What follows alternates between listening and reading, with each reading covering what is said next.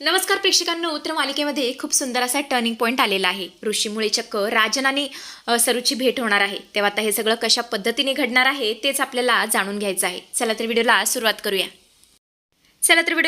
करूया. तर आपण पाहतो सतीशने ऋषी आणि रोहितमध्ये सुलह तर केलेली असते. तो म्हणत असतो, हे बघ ऋषी, आज मला खूप बरं वाटतंय रे, तू आणि रोहित पुन्हा एकत्र आलात. याहून मोठा आनंद नाही. पण बाळा, तू जरा जाऊन आजोबांना भेटून येतोस का? ऋषी आता काळजीने विचारू लागतो, का बाबा, काय झालं अचानक त्यांना? ते बरे आहेत ना?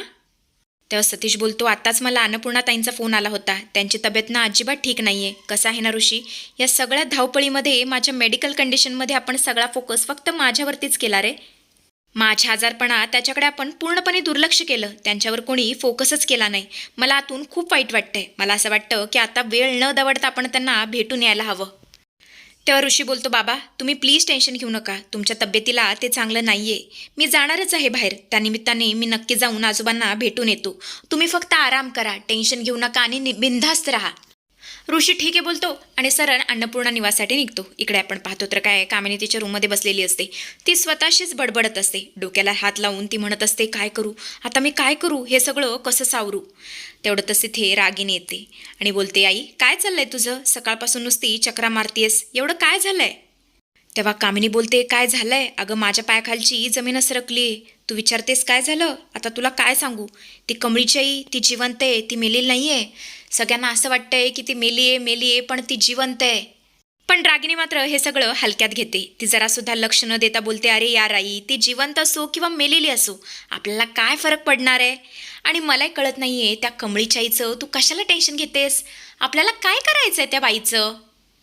पण कामिनी दातोट खाते आणि मनातल्या मनात बोलते, आता या मूर्ख मुलीला कसं सांगू? अगं ती जिवंत असल्याने आपल्याला सर्वात मोठा फरक पडतोय. कारण त्या FIRशी काहीच मॅच होत नाहीये. सगळं चेंज आहे. आणि ती जर समोर आली आणि एकदा का तुझ्या नवऱ्यासमोर किंवा तुझ्या सासूसमोर ती उभी राहिली तर हा सगळा आपला खेळ खल्लास होईल. आपल्याला हे घर सोडून जावं लागेल कायमचं भिकारड्यासारखं. मला तर जेलमध्ये जावं लागेल. किमान तू या घरामध्ये किंवा कुठेतरी राहू तरी शकतेस. माझी तर पूर्णपणे वाट लागणार आहे. जेवढं साम्राज्य आपण इतक्या कष्टाने बनवलं ना, त्यावर एका सेकंदात पाणी फेरलं जाईल. असा सगळा विचार करत कामिनी रागिनीला उघडपणे बोलते, रागिनी, तुला गांभीर्य समजत नाहीये. पण आता मला काहीतरी करावंच लागेल. मला आता काहीतरी करून त्या कमळीच्या आईला शोधावंच लागेल. तिला कायमचं गायब केल्याशिवाय माझ्याकडे दुसरा आता कोणताच पर्याय उरलेला नाहीये. तेवढ्यातच आपण खाली पाहतो तर काय, ऋषी आलेला असतो. ते म्हणजे आजोबांना बघायला, त्यांची विचारपूस करायला. तो आता आतमध्ये जाणार तेवढ्यातच त्याला राजन काका दिसतात. राजन काका बाहेर निघालेले असतात ऑफिससाठी. राजन आता ऋषीला पाहतो आणि बोलतो, ऋषी तू इथे अचानक इथे कसा काय? नाही म्हणजे मला भेटायला आलायस का? तेव्हा ऋषी बोलतो, राजन काका, आजोबा कसे आहेत? मला त्यांना भेटायचंय. बाबा म्हणाले की त्यांना एकदा भेटून ये. खरं तर सकाळीच त्यांना आजींचा फोन आला होता आणि आजींकडून त्यांना कळालंय की आजोबांची तब्येत अजिबात ठीक नाहीये आणि म्हणूनच त्यांची विचारपूस करण्यासाठी मी इथे आलोय.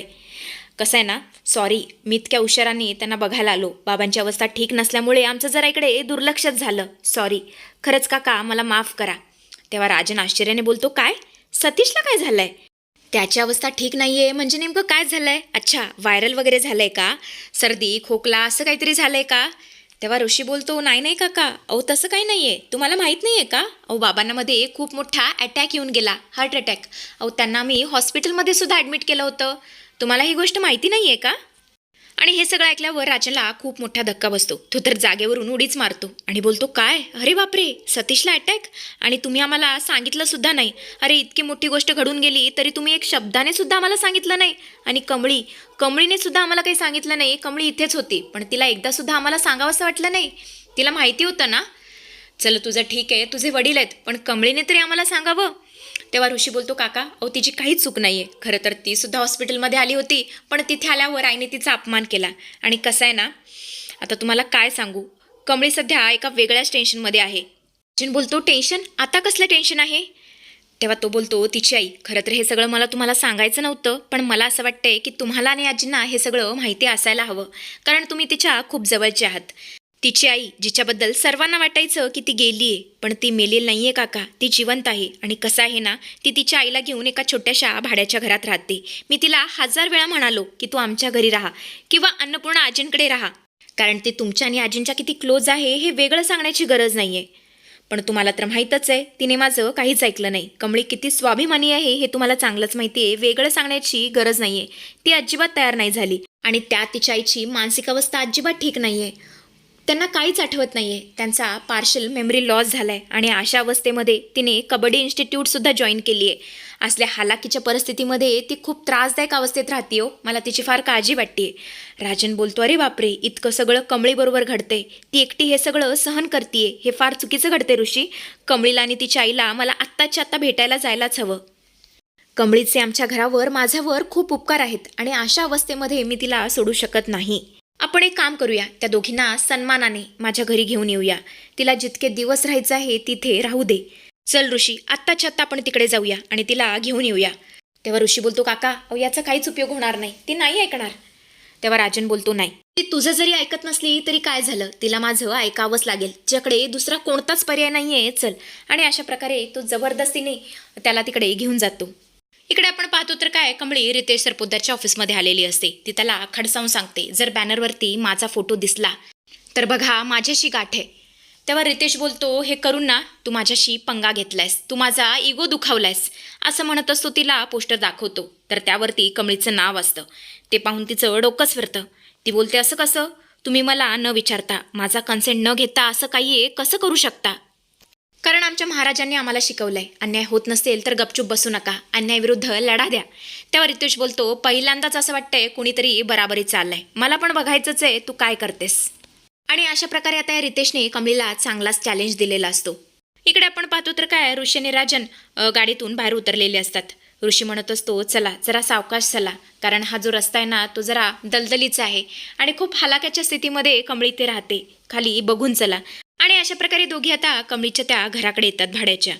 बंड्या त्यांना पाहतो, तो दारातच उभा असतो. कमळीने त्याला सक्त ताकीद दिलेली असते की आईला कोणासमोरही आणायचं नाहीये. बंड्या राजनला बघून घाबरतो आणि दरवाजा अडवण्याचा प्रयत्न करू लागतो. बंड्या आता त्या दोघांना बघून जाम घाबरतो. तो बोलतो, ऋषी साहेब, राजन सर, तुम्ही इकडे काय करताय? पण कसं आहे ना, कमळी नाहीये, तुम्ही एक काम करा, नंतर या, कमळी आल्यावर बरं पडेल तिला भेटायला.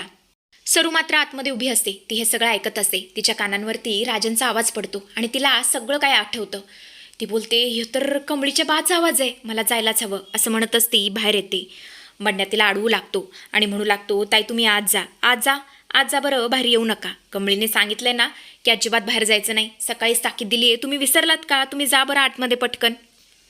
पण राजनला बघितल्यानंतर सरूची मात्र चांगलेच भांबेरी उडालेली असते. तिला काय आता सण होत नाही, ती कोणाचंच ऐकत नाही. तिच्या डोळ्यातून घळाघळा अश्रू वाहू लागतात. ती स्वतःला सावरत नाही आणि वेड्यासारखी धावत जाऊन राजनला अगदी घट्ट मिठी मारते. ऋषी बंड्या दोघेही डोळे आश्चर्याने विस्वारलेले असतात. सरू मात्र हुंदके देत असते, रडत असते आणि म्हणत असते, अहो कुठे होतात तुम्ही इतके दिवस? अहो कुठे होतात तुम्ही? तर मुंबईला जातो म्हणाला होतासा आणि अजून आला नाही. तुम्हाला माहिती आहे का आपली कमळी गावाकडे एकटी आहे. मला तुमची किती गरज होती. चला बरं पटकन आपण आपल्या बाळाला आणूया आणि कायमचं मुंबईला शिफ्ट होऊया. अहो काहीतरी बोला ना, आता मला त्या गावामध्ये राहायचं नाहीये. ती बाई एक नंबरची चेटकीन बाई आहे, ती आपल्या बाळाला गिळून टाकल, मारून टाकल. चला पटकन आपण आपल्या पोरीला आणायला जाऊया. हे सगळं ऋषी बघत असतो. तो बोलतो, काय झालंय काकूंना? अरे बंड्या, अरे काकूंचा वेडेपणा वाढतच चाललाय. आधी ती माझ्या आईवरती खेकसली आणि आता तर काय राजन काकांना स्वतःचा नवरा समजतीये. मला असं वाटतंय आता आपण इथे 1 मिनिटसुद्धा काकूंना ठेवून चालणार नाही. आपल्याला मोठ्या दवाखान्यामध्ये त्यांचा इलाज करावा लागेल. खरं तर असं बोलायला नको पाहिजे, पण यांचा जर वेडेपणा असाच वाढत राहिला ना तर सगळं अवघड होऊन बसेल. आपल्याला काहीतरी हातपाय मारायलाच पाहिजे. तेव्हा बंड्या बोलतो, हो ऋषी सर, तुम्ही अगदी बरोबर बोलताय. तेवढंतच राजन त्यांना अडवतो आणि बोलतो, 1 मिनिट जरा शांत बसा. सरू, माझी गौरी जे काही बोलतेय ना ते अगदी खरं आहे. गौरी माझी बायको आहे, माझ्या प्रेमाची बायको आणि माझ्या बाळाची आई, म्हणजे कमळीच आमची मुलगी आहे. तर हे ऐकून सगळ्यांनाच खूप मोठा धक्का बसलेला असतो. पण हे सगळं जेव्हा कमळीला कळेल तेव्हा तिची रिॲक्शन काय असणार आहे हे बघणं खूप इंटरेस्टिंग ठरेल.